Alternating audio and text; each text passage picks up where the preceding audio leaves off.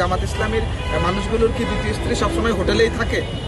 জামাত ইসলামী বা এরকম ইসলামী দলের কখনো কোনো নেতৃবৃন্দকে যদি এরকম নারী সহ হোটেলে ধরা হয়, তাহলে তখন তারা প্রথমে অস্বীকার করে, আর যখন যথোপযুক্ত প্রমাণাদি দেওয়া হয় তখন কিন্তু তারা তাদের দ্বিতীয় স্ত্রী বলে। আমার জামাতের যে বৃদ্ধ ব্যভিচারী করছে তার বয়স হচ্ছে 75 আর মেয়ের বয়স হচ্ছে 18। এই বয়সের যে পার্থক্য, নিঃসন্দেহে কাল কিয়ামতের দিন তাদেরকে অবশ্যই এটা জবাব দিতে হবে। জামাত ইসলামী বা এরকম ইসলামী দলের কখনো কোনো নেতৃবৃন্দকে যদি এরকম নারী সহ হোটেলে ধরা হয়, তাহলে তখন তারা প্রথমে অস্বীকার করে, আর যখন যথোপযুক্ত প্রমাণাদি দেওয়া হয় তখন কিন্তু তারা তাদের দ্বিতীয় স্ত্রী বলে। আমার প্রশ্ন হচ্ছে, তাহলে এরকম মানুষগুলোর যে জামাত ইসলামীর মানুষগুলোর কি দ্বিতীয় স্ত্রী সবসময় হোটেলেই থাকে?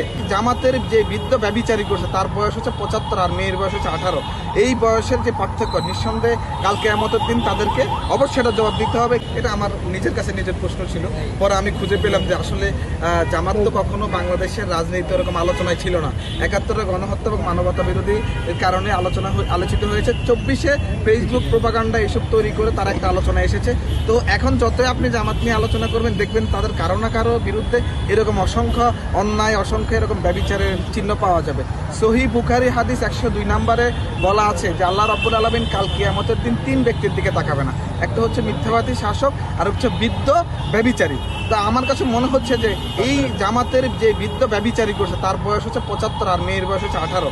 এই বয়সের যে পার্থক্য, নিঃসন্দেহে কাল কিয়ামতের দিন তাদেরকে অবশ্যই এটা জবাব দিতে হবে। কিন্তু আমার দুঃখ হচ্ছে এটা, তারা এই গত নির্বাচনে জান্নাতের টিকিট বিক্রি করে, তারা ইসলাম ধর্ম নাকি বিক্রি করে রাজনীতি করে, তারা এই ধর্মীয় যত ধর্মকে যে পুঁজি করে রাজনীতি করে মানুষের ইমোশন আঘাত করার জন্য তারা কিন্তু সর্বোচ্চ প্রচারণা গত নির্বাচনে চালিয়েছে। সুতরাং আমার মনে হয় যে জামাতের যত লোকজন আছে, এই যে এখন আলোচনা আসতেছে, এরকম যত আপনি ঘাটাঘাটি করবেন, যত খুঁজে যত পাবেন। পটুয়াখালীতে এক জামাতের নারী সহ ধরা খেয়েছে। কয়েকদিন আগে জিশান, আপনার ছাত্র শিবিরের নেতা, প্রথম ছাত্র শিবিরের জিশান কয়েকদিন আগে দর্শন করে পালিয়ে, মানে নিজেকে লুকানোর জন্য ঘুমের নাটক করছে এবং বাংলাদেশের রাষ্ট্রকে প্রশ্নবিদ্ধ করার চেষ্টা করেছে। কিন্তু সেই জায়গায় পরবর্তীতে আমরা কি পেলাম, যে তারা জামাতের আমির থেকে শুরু করে সর্বনিম্ন নেতা পর্যন্ত এটা স্টেটমেন্ট দিয়েছিল জিশান গুম হয়েছে, অথচ জিশান নিজে আত্মগোপনে ছিল। পরবর্তীতে আপনারা জানতে পেরেছেন এই যে মিথ্যা রাজনীতির চর্চা, এই যে ধর্মকে পুঁজি করে রাজনীতির চর্চা, এই যে ব্যভিচারে লিপ্ত হওয়া, এটা আসলে জামাতের পক্ষেই সম্ভব। এটা আর অন্য কোনো দলের পক্ষে আমার মনে হয় এই মুহূর্তে সম্ভব না। সুতরাং আমি মনে করছি যে এদের দৃষ্টান্তমূলক শাস্তি হওয়া দরকার। আর কিছুক্ষণ আগে একজন আমাকে বলেছে উনি তো বহিষ্কার হয়েছে, তখন আমি বললাম জামাতের প্রতিটি পেপার থেকে এবং তাদের অফিসিয়াল পেজ থেকে বিবৃতি দেওয়া হয়েছে এটা এআই, এখন আবার তাকে বহিষ্কার করা হচ্ছে। তার মানে এরা যখন অন্যায় করে এবং অন্যায়কে ঢাকার জন্য সর্বোচ্চ যে মিডিয়া ওদের কাছে দীর্ঘদিন থেকে আছে, আপনারা জানেন, মানে সোশ্যাল মিডিয়া তাদের বট বাহিনীর মাধ্যমে তাদের কন্ট্রোলে, এটা দিয়ে তারা বাস্তবায়ন করার চেষ্টা করে।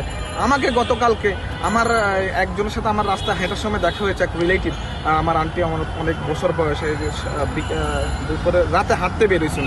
আমার বলে যে জামাত কি আসলে এই কাজটা করছে? আমি বললাম ওরা না ইসলাম ধর্মকে নিয়ে রাজনীতি করতেছে। আমি বললাম এইটাই করেই তো আপনাদের ইমোশনটা নিয়ে তারা খেলছে, এই ইমোশনটা থেকে তো বের হতে হবে একটা মা।